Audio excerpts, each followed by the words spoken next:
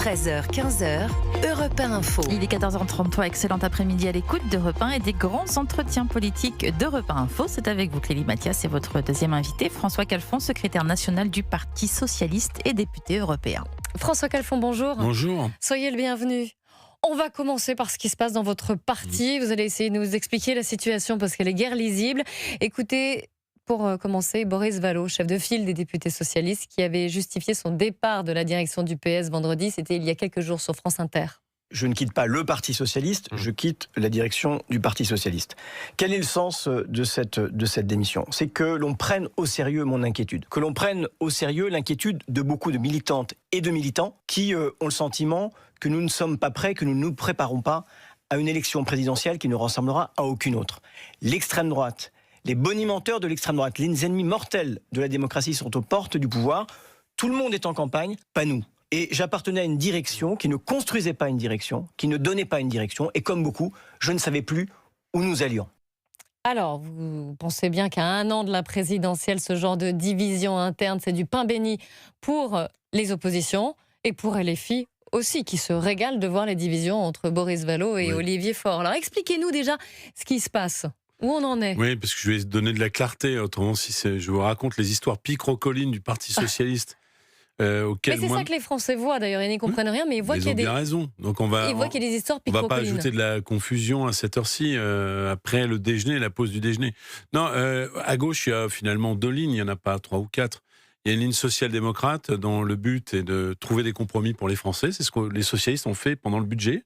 Ils auraient pu se draper dans leur dignité et dire que nenni, nous ne touchons pas au budget sale du bloc central. On n'a pas spécialement de sympathie pour le bloc central, mais on a plus de sympathie pour les Français. Donc on a donné un budget à la France. Et donc ça, c'est cette ligne social-démocrate que M. Vallaud représente, puisqu'il a été en pointe sur cette adoption budgétaire, ce compromis, que je représente également. Et puis il y a une deuxième ligne, effectivement, dans le halo, n'est-ce pas, autour de Jean-Luc Mélenchon, et qui existe aussi au sein du Parti Socialiste, qui pense que la gauche, c'est une forme de course à l'échalote de la radicalité. Eh bien, pour venir au moment dans lequel nous sommes, nous disons, nous ne souhaitons pas une primaire entre gens de la gauche qui finalement ont la même ligne que l'avenir en commun de Mélenchon. À ce moment-là, il faut adhérer à Mélenchon. Nous, on souhaite qu'il y ait une ligne claire et un candidat social-démocrate à l'élection présidentielle. Et c'est ce qui se noue, parce qu'en fait, au sein du Parti Socialiste, je vous ai dit les deux lignes coexistent. Alors on pourrait dire, mais c'est horrible. Ben oui, mais on est un parti démocratique. Et depuis la nuit des temps, j'étais hier dans une soirée d'hommage à François Mitterrand. Moi, j'ai adhéré à la fin des années 80 au Parti Socialiste. Ça a toujours été comme ça. Maintenant, il est temps que ça se dénoue. Alors, c'est ce que je veux dire, parce que je ne dis pas que c'est horrible, mais là, on est à un an de l'échéance et je dis qu'il y a peut-être... Je vois que vous espérez, vous attendez du Parti Socialiste comme quoi... Non, mais sur deux lignes, peut-être qu'il y a une ligne de trop, en tout cas. Si vous voulez gagner, remporter des... Je suis totalement d'accord avec vous.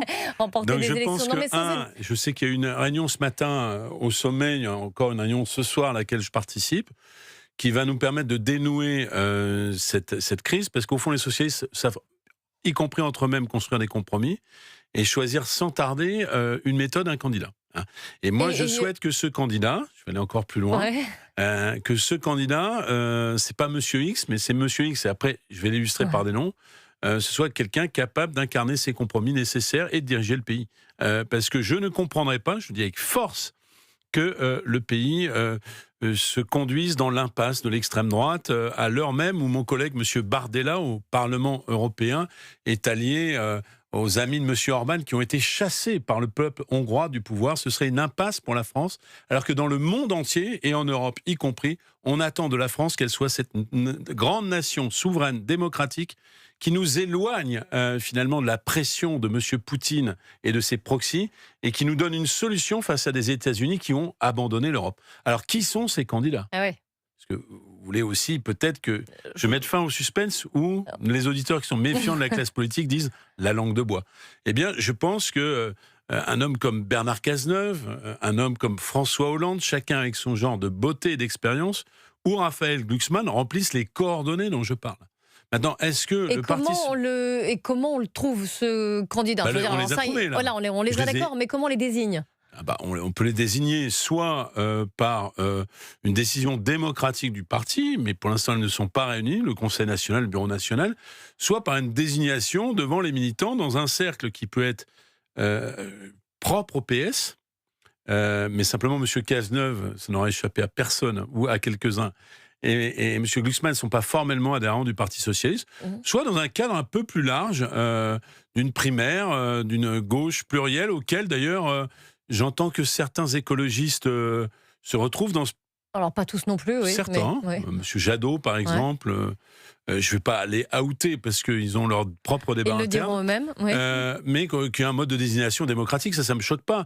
Mais je vais vous dire, quand j'entends les trois, je vais encore peut-être me faire plus précis, puisque je suis ami avec les trois. Alors, en ce moment, il vaudrait mieux être dans un camp avec des... C'est ce que je veux dire, vous ne prenez pas position pour l'un ou l'autre?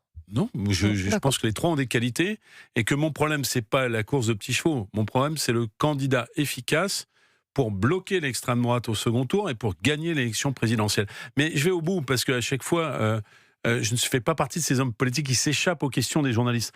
Que ce soit Bernard Cazeneuve, qui est un ami, Raphaël Glucksmann également, que je croise tous les jours, ou François Hollande, que je croise régulièrement, chacun a dit, par voie de presse, et comme je vous parle, de visu, quand je discute avec eux, si naturellement l'un des trois devait finalement prendre l'ascendant avec le pays, puisque c'est un dialogue entre le pays finalement et les hommes politiques. C'est particulier cette élection présidentielle qui a un mode un peu monarchique, de mode très vertical. Eh bien, je saurais parfaitement le comprendre. Et dans leurs expressions publiques, très récentes, pas il y a 6 mois ou 1 an, chacun d'entre eux, alors évidemment qu'ils jouent leur va-tout, c'est bien la période, et regardez ce qui se passe entre oui, mais M. il ne faudrait Attal... pas que ça dure trop longtemps, vous le savez aussi, il y a un problème de temps là. Ça... Oui, je pense qu'il serait bien... Là, on est maintenant à moins d'1 an de l'échéance. Je pense qu'il serait bien de dénouer ce choix, peut-être à la rentrée immédiate des vacances d'été, parce qu'en fait, les vacances d'été, nous y sommes, et si on veut un mode de désignation démocratique, on ne va pas le faire comme ça sur un claquement de doigts en 2 secondes. C'est ça le sujet. Après, puisque nous avons le temps, c'est très rare dans les émissions politiques, ou pas d'ailleurs, c'est peut-être une émission juste de débat, malheureusement ou heureusement, je ne sais pas, notre mode présidentiel n'est pas un système présidentiel. Ça veut dire qu'il faut... Et les élections n'ont pas lieu le même jour. Il faut à la fois un candidat efficace à la présidentielle et un candidat qui entraîne, qui embarque, comme on dit de nos jours, une majorité parlementaire. Et ça, c'est pas le Parti socialiste seul. Donc il faut que ceux qui étaient très attachés à cette primaire s'en détachent un petit peu et acceptent avec nous de converger et que nous puissions construire une alliance ensuite. Et je le dis à vos micros pour être très clair à mes yeux, et c'est là, c'est pas avec les candidats socialistes que ça pose problème, c'est avec nos partenaires au municipal. Nous ne souhaitons pas d'alliance avec la France insoumise aux élections législatives, pour des raisons simples. C'est que quand finalement vous passez d'une gauche universaliste que fut dans un passé lointain M. Mélenchon, à une gauche verticale et essentialiste qui essentialise les personnes, qui trie en fonction de leurs origines, eh bien pour nous, qui sommes restés des républicains universalistes, on sort des radars de la gauche. Donc même aux législatives de l'année prochaine? Moi, je ne souhaite pas qu'il y ait d'alliance, comme je n'ai pas souhaité au municipal qu'il y ait d'alliance avec la France insoumise. D'ailleurs, je les ai dénoncés à Toulouse, et j'ai soutenu Catherine Trottmann, qui est devenue maire, qui s'opposait à une majorité sortante, qui a été sortie d'ailleurs, entre les Verts et la France insoumise. Donc moi, je suis dans ma cohérence depuis 8 ans au sein de ce Parti socialiste, et j'observe... Mais est-ce que ce parti est cohérent lui-même quand même? Parce que j'en reviens là-dessus. Oui. Mais j'insiste un peu, mais François Calfon, les partis se mettent en ordre de bataille. Oui. Alors pour les Insoumis, ça a été très clair, c'est Jean-Luc Mélenchon, il est candidat, puis voilà, ça c'est fait, c'est réglé, hop, ils sont candidats, ils sont en bataille. Républicains, c'est Bruno Retailleau, ça y est, on vient d'en parler avec Agnès Sévran. Mais pour les LR, je pense qu'au sein des LR, il y a un débat. Je ne suis pas sûr qu'il n'y ait pas des gens qui soutiennent... Je ne suis pas commentateur, Édouard Philippe, par exemple. Et au sein du bloc central, c'est un autre parti, c'est Horizon. Oui. Là aussi, ils se sont mis en ordre de bataille. C'est Édouard Philippe et le candidat pour Horizon. Alors pour le PS, pourquoi ça tarde. Non, mais déjà ça tarde. Et puis c'est les premiers secrétaires, il y a Olivier Faure. Et là, vous m'avez parlé de Bernard Cazeneuve, de François Hollande, et pas d'Olivier Faure. Olivier Faure, nous n'avons pas la même orientation politique, même si on a beaucoup de choses en partage, parce qu'on est des socialistes. Après tout, sur l'essentiel, j'ai 95% de perception, d'analyse commune avec Olivier Faure. Mais pour vous, c'est pas le bon candidat? Il y a 2 choses. On a une orientation stratégique qui est différente, c'est ce que je vous ai dit. il regarde plutôt du côté de la gauche. Moi, je regarde plutôt du côté de l'axe socialiste, social-démocrate.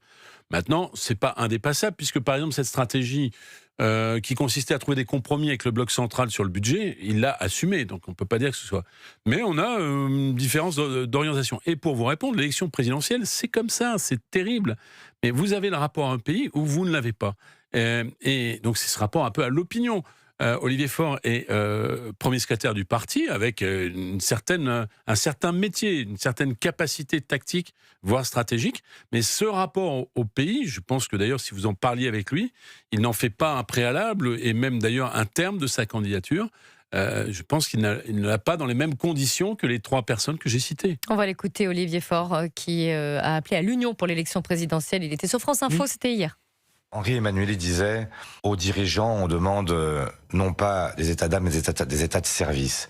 Eh bien, je crois qu'aujourd'hui, il y a beaucoup de gens qui pensent qu'il faut en finir avec les états d'âme et rentrer dans les états de service. Et faire en sorte que nous puissions avancer ensemble d'un même pas, montrer que...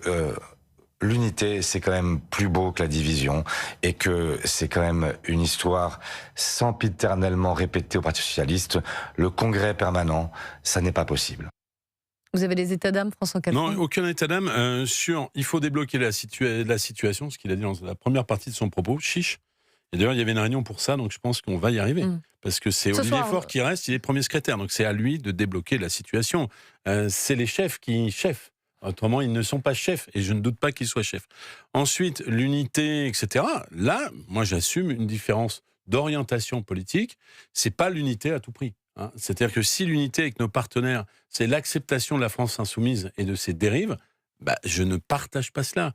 Et je pense, y compris, que ce serait une erreur électorale. La stratégie électorale du Parti socialiste, c'est à la fois, bien sûr, d'être bien dans ses valeurs de gauche, mais avoir la capacité, surtout quand la gauche fait 30% tout mouillé, d'être en capacité de parler à des républicains qui savent, au fond, ce qu'on a vu aux élections municipales. C'est que vous pouvez ne pas être socialiste et vous pouvez tout à fait approuver un maire socialiste parce que les socialistes sont des gens responsables. Et ça donne un résultat parce que l'impressionnisme de la presse, comme on a le temps, je me permets de... On a le temps, mais ça passe quand même. Alors ça va vite, mais ça donne un résultat qui est que autant le Parti socialiste a fait 14%, ce qui n'est pas nul aux élections européennes, j'étais élu avec Raphaël Glucksmann, autant quand on veut gérer des exécutifs locaux, on fait confiance au Parti socialiste, même si on n'est pas socialiste. C'est 750 mairies en France qui sont gérées par le Parti socialiste. Le socialiste Jean-Jacques Urvoas, que vous connaissez certainement, disait que maintenant le pouvoir n'est plus forcément à l'Élysée, mais au Palais Bourbon, qu'il fallait peut-être même enjamber cette élection pour se concentrer sur la législative. Je voulais avoir votre avis.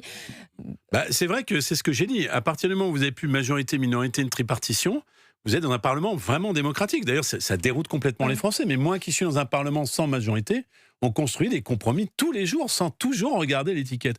Là où je ne le suis pas, surtout avec le domaine réservé du président de la République, c'est que le président de la République, chef de la diplomatie, chef des armées, incarne la France. Et c'est pas simplement symbolique, vous le voyez en ce moment. La capacité projective et militaire de la France, c'est le domaine réservé du chef de l'État. Donc on ne choisit pas à la légère un chef de l'État et on ne choisit surtout pas un chef de l'État. Et on ne choisit surtout pas un chef de l'État de 30 ans qui ne fait pas la différence entre l'Iran et l'Irak et qui ne connaît pas le prix d'un plein d'essence. François Calfon, secrétaire national du PS, député européen et l'invité des grands entretiens d'Europe 1 Info. À tout de suite. 14h46, excellent après-midi à l'écoute d'Europe 1. 13h, 15h, Europe 1 Info. 13h, 15h, Europe 1 Info. Et les grands entretiens politiques se poursuivent sur Europe 1 avec vous, Clélie Mathias, et votre invité François Calfon, secrétaire national du Parti socialiste et député européen. François Calfon, je voudrais vous faire réagir à cette note qui a fuité, une note pour Raphaël Glucksmann, avec ses cibles, à qui il parle, à qui il ne parle pas. Cette note ne devait pas sortir. Il dit lui-même, d'ailleurs, qu'il avait refusé cette note. Mais voilà, elle est sortie. Et écoutez ce qu'en dit Paul Sugy, journaliste au Figaro, qui en a parlé. Ce document recommande à Raphaël Glucksmann de ne pas s'intéresser trop à certains électeurs, parmi lesquels les jeunes, les CSP-, les catégories socioprofessionnelles basses, c'est-à-dire employés, ouvriers, en clair, ceux qui gagnent moins de 1 500 €, ceux qui vivent seuls avec des enfants, ceux qui vivent en banlieue ou qui n'ont que le bac. Remarquez, ça fait du monde quand même. Par contre, il y a des profils types qui ont été identifiés, là ça devient encore très drôle, parmi les cibles prioritaires. Je n'invente rien, vous avez Nathalie de Nantes, professeure des écoles, la situation internationale la préoccupe, elle apprécie chez Raphaël Glucksmann son côté patriote de gauche et cultivé, et attention, tenez-vous bien, elle aime Léa Salamé, qui n'est évidemment autre que la compagne de Raphaël Glucksmann. On a encore Romain, ingénieur EDF, préoccupé par l'écologie, Gérard de Guérande aussi, troisième profil type, c'est un retraité macroniste qui veut voter pour un candidat pro-européen et anti-LFI. Suivez mon regard. Voilà, le journaliste du Figaro, Paul Sugy, qui était ce matin sur CNews à propos de cette fuite, de cette note confidentielle sur les publics cibles de Raphaël Glucksmann. Encore une fois, il a démenti, mais les Insoumis ont dénoncé la démarche marketing de Raphaël Glucksmann. Il y a plusieurs choses, c'est une construction en abîme. D'abord, sur le fond de ce qui est... Je ne sais pas qui sont ces gens, mais ils vont en prendre pour leur grade à l'instant. C'est des bobos débiles. Voilà, comme il y en a plein qui sortent, ça c'est le défaut de la France, des écoles de commerce, des IEP, ils ont regardé à la télé Baron Noir et ils se croient des experts, des communicants, des experts de la politique alors qu'ils n'ont jamais touché. Vous savez, moi je suis un homme politique, il y a des tas de gars qui viennent me contacter dans mon bureau et m'apporter leur génie de spin doctor, alors que ça fait 30 ans que je fais de la politique, avec ce genre d'approche à la fois cynique, débile, méprisante pour les uns et les autres. Donc voilà, là je les ai rhabillés pour l'hiver, parce que mais les il ne travaille pas pour Raphaël Glucksmann ? Non, je ne crois pas. Enfin, il l'a dit avec netteté, et on va voir, le bouquin, il ne l'a pas écrit en 24 heures. Hein. On va voir un Raphaël Glucksmann, on va voir un Raphaël Glucksmann qui a été passionnément amoureux de la liberté dans le monde avec les Ouïghours, comme collègue qui est passionnément amoureux de la souveraineté européenne, on en parlera tout à l'heure, de la souveraineté française, et qui va raconter cette histoire d'un homme intellectuel, d'un milieu intellectuel passionnément amoureux de la France. Et la France, à la Renan, c'est toutes les composantes de celle-ci. Elle ne se coupe pas en tranches marketing sous la férule de quelques personnes qui découvrent à la fois les études d'opinion et la communication. Et je vous le dis d'autant plus, puisqu'on a le temps de parler, que moi, j'ai été l'expert pendant 3 ans du Parti Socialiste sur les sondages. C'est une matière que je connais bien. Et par ailleurs, j'ai travaillé pour Havas EuroACG, une grande agence de communication. Donc j'en ai croisé des tas de petits spin doctors en petits pieds. Ça n'est pas la politique. Jouer West Wing à Paris, ça n'a aucun sens. C'est bien qu'ils aillent dans les équipes d'Obama ou de Mamdani, mais qu'ils ne viennent pas polluer l'action politique qui est un rapport de gravité aux Françaises et aux Français. Et moi, je ne coupe pas en tranches les souffrances, les opportunités de ceux qui sont des travailleurs, de ceux qui sont des classes moyennes, parce que chacun et chacune doit avoir une place dans le récit français. Donc Raphaël Glucksmann parle à tous les Français ? Bah oui, d'ailleurs il les a jetés contre un mur. Mais vous savez, une campagne électorale, l'entreprise politique, ça attire tout. C'est comme un aimant. On aime à détester dans la politique dans ce pays, mais on est passionné de politique. Donc quand vous avez une campagne électorale, il y a toute une série de gens qui viennent à vous. Et votre rôle d'homme ou de femme politique, c'est de faire le tri. Parce que vous n'avez quand même pas... finalement, les lieutenants sont jamais responsables. C'est au chef de donner le cap. Et il doit savoir cheffer, je l'ai dit tout à l'heure, et écarter tous ces marchands de rêve et tous ces camelots du marketing politique. François Calfon, une campagne politique, c'est aussi des boules puantes. Est-ce que là, ça fait partie des boules puantes ? Pardon ? Est-ce que là, ça fait partie d'une boule puante ? Ça, c'est le deuxième aspect. Je me suis passionné. Bien sûr, c'est une boule puante. Ça y est, ça a commencé ? Là, cette histoire-là, ça a été sorti par LFI. La meute s'est finalement enclenchée pour masquer quoi ? L'éléphant dans la pièce du procès pour escroquerie de Madame Chiquero. Ça n'a trompé absolument personne. Et ceux qui relayaient sur les réseaux sociaux étaient ceux-là même qui finalement ont lancé la rumeur elle-même.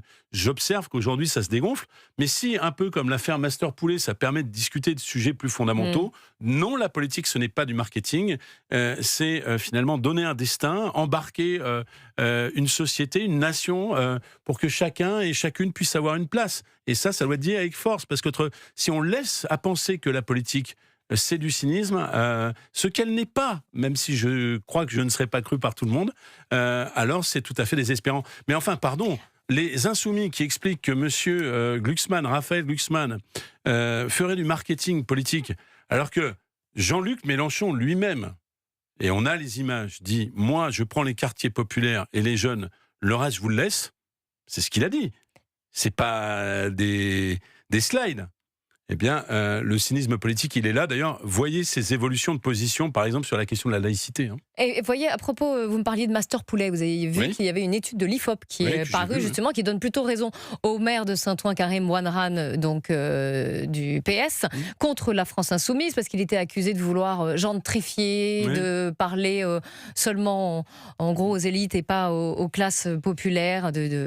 Voilà, il y avait une ligne de fracture, et finalement, on s'aperçoit que 55% des Français, cherchaient le chiffre, 55 approuvent le combat de Karim Bouamrane contre l'installation de ces enseignes de restauration rapide. Mais enfin, si vous voulez, là encore, c'est du cynisme électoral. D'aller défendre Master Poulet dans les quartiers populaires, ça veut dire quoi? C'est-à-dire que pour les quartiers populaires, c'est la malbouffe. Il n'y a pas un poulet chez Master Poulet. Et dans des tas de villes de banlieue, moi je connais bien la ville de Nanterre pour y habiter, il y a la multiplication des Master Poulet absolument partout. Donc ne pas s'opposer à cela. Moi j'ai dit ça dans la campagne électorale. On m'a fait à peu près le même procès qu'on a fait à Karim Bouamrane. Donc ça veut dire que, au nom finalement d'une certaine facilité, les catégories populaires seraient condamnées à la malbouffe. Mais pardon, mais Karim Bouamrane, contrairement à ceux qui le critiquent, dont beaucoup à la France Insoumise sont issus des beaux quartiers et font finalement du commerce électoral, Karim Bouamrane, c'est un enfant de Saint-Ouen. Il a grandi à Saint-Ouen. Il a été adjoint communiste au maire de Saint-Ouen. Et ensuite, il a pris son risque, il a gagné cette ville et il veut tirer les catégories populaires vers le haut. Et on va le traiter de, je sais pas quoi, de tous les noms dont on l'a entendu parler. Alors après, j'en fais pas l'alpha et l'oméga du combat, mais c'est quand même significatif que nous ayons perdu, nous la gauche, finalement, qui est une gauche universaliste et qui souhaite le meilleur pour les catégories populaires, et que finalement c'est cette gauche qui souhaite une forme d'assignation à la résidence qui parle le plus fort. Mais comme par hasard, c'est pas elle qui est dans la justice, et Karim Bouamrane a été brillamment réélu à Saint-Ouen. François Calfon, il nous reste quelques minutes seulement. Vous signez une tribune, et je voulais absolument en parler, ça s'appelle « Notre plan pour défendre les passagers et refonder le secteur aérien ». Expliquez-nous.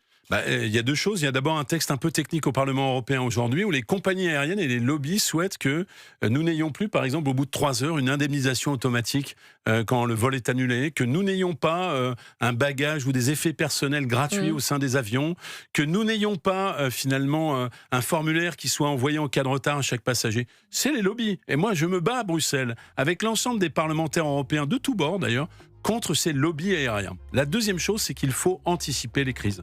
Et l'affaire du détroit d'Ormuz, on pourrait parler longuement de l'essence et des automobiles, on n'a pas le temps. Mais il y a aussi un secteur qui souffre énormément, c'est le secteur aérien. Je ne mésestime pas cela, parce qu'ils sont concurrencés par des compagnies low cost, au hasard, Ryanair, qui ne respectent pas le droit social ni fiscal, avec de l'optimisation fiscale en Irlande, et avec des compagnies du Golfe qui, finalement, aident directement. Donc il faut défendre le secteur aérien. Et je voudrais qu'on puisse anticiper les crises. Anticiper les crises, c'est peut-être faire un plan de soutien au secteur aérien. Donc j'ai rencontré les responsables du secteur aérien, j'ai vu le ministre lundi. Il faut que nous soyons en capacité d'accélérer, et y compris d'une phrase, sortir de notre dépendance aux énergies fossiles. Ce sont les carburants alternatifs qui sont une option qu'on peut produire ici en Europe. Y compris pour le secteur aérien. Et ben voilà, c'est ça. C'est pour ça qu'il faut faire toujours un peu de pédagogie dans une émission. On peut produire du carburant aérien de synthèse, moins carboné en Europe, et il faut accélérer. Et c'est le rôle de l'Union européenne. Vous voyez, l'Union européenne, c'est pas que les mauvaises nouvelles. Voilà, vous êtes député européen, François Calfon, vous êtes aussi secrétaire national du Parti Socialiste. Merci d'avoir répondu à nos questions sur Europe 1. Tout de suite, c'est Si on en parlait. Et moi, je vous dis à demain, 13h. Bon après-midi. Merci, à Géraldine. demain, Kelly. C'était Kelly Mathias sur Europe 1. Et demain matin, 7h-9h, vous retrouvez toute l'équipe d'Europe 1 Matin. Dimitri Pavlenko, Anissa Haddadi, Olivier Delagarde, Vincent Hervouet et toutes les signatures Europe 1, Agnès Verdier-Molinier, Eugénie Bastier, Alexis Brézet ou encore Emmanuel Ducrot et l'ensemble de la rédaction d'Europe 1. Europe 1 Matin, de 7h à 9h, tous les jours sur Europe 1.